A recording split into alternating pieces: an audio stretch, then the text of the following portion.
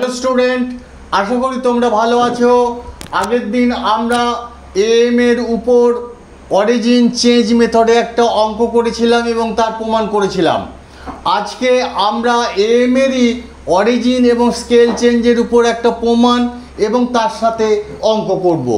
মনে করো যদি কোনো একটা ফিগার ওয়াই আই সমান X I minus C by D হয়, এই সিটাকে বলা হয় অরিজিন চেঞ্জ আর ডিটাকে বলা হয় স্কেল চেঞ্জ। এই মেথডটার নাম হচ্ছে অরিজিন এবং স্কেল চেঞ্জ মেথড। এখানে বলেছে ওয়াই আই সমান যদি X I minus C by D হয় তাহলে এক্স বার সমান C plus D Y bar হবে।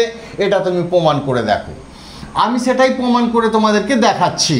যেটা দেওয়া রয়েছে ওয়াই আই সমান X I minus C by D, এখান থেকে আমরা বলতে পারি এক্স আই মাইনাস সি সমান D Y I, X I সমান C plus D Y I. উভয় পক্ষে আমরা সিগমা নিয়ে পাই X I, sigma I going from 1 to n C plus D Y I, sigma I going from 1 to n X I সমান sigma I going from 1 to n C plus sigma I going from 1 to n D Y I. Sigma I going from 1 to n x I সমান sigma I going from 1 to n,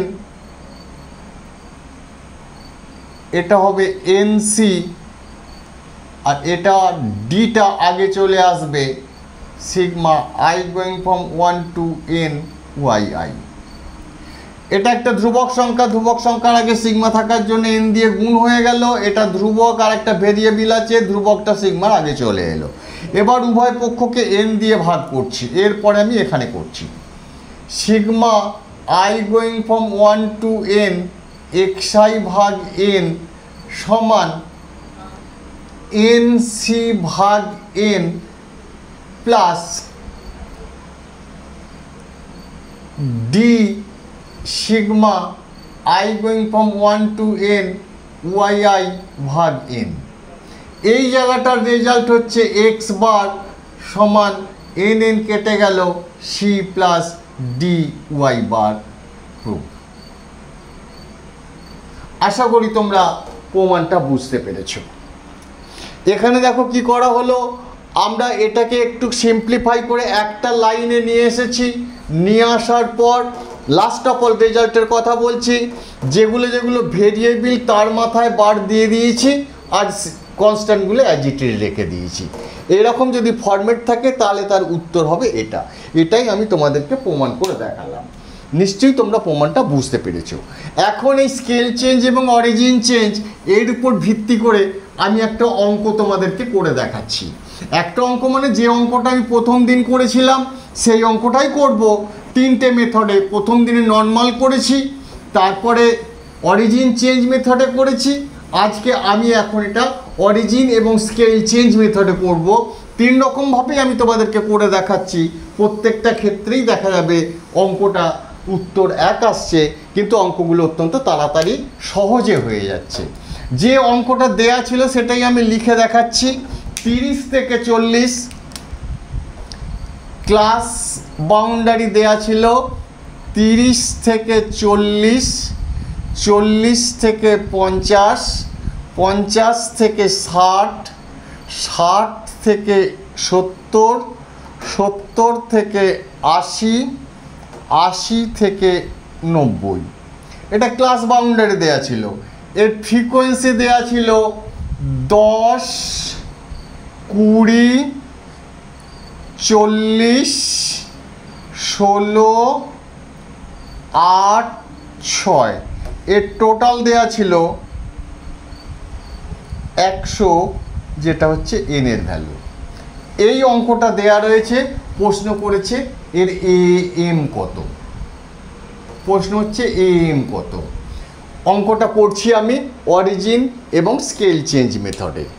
এরপর আমি mid ভ্যালুতে চলে যাচ্ছি। এবার অঙ্কটা আমি করছি, এটা হচ্ছে অঙ্কটা দেওয়া আছে। এবার আমি অঙ্কটা করছি। মিড ভ্যালু মানে xi 35, 45, 55, 65, 75, 85। কী করে মিড ভ্যালু বের করতে হয় আগের দিনে শিখিয়েছি। এবার আমি স্কেল এবং অরিজিন দুটোই চেঞ্জ করে দিচ্ছি। yi সমান xi মাইনাস 55 ভাগ 10। মোটামুটি মাঝে যেটা রয়েছে সেইটা আমি বিয়োগ করব, আর এদের যেটা ডিফারেন্স রয়েছে মানে উইথ রয়েছে সেই উইথ দিয়ে ভাগ করব।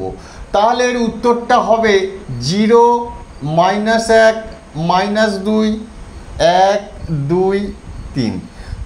তুমি বসাবে, মাইনাস দেবে, ভাগ করবে, দেখবে এই উত্তর আসবে। এই উত্তর ছাড়া অন্য কোনো উত্তর আসতে পারেই না। এরপর তুমি FI করো। FI করলে হবে -10, -20, তারপর হবে -20, তারপর হবে 0, তারপর হবে 16, তারপর হবে 16, তারপর হবে 18।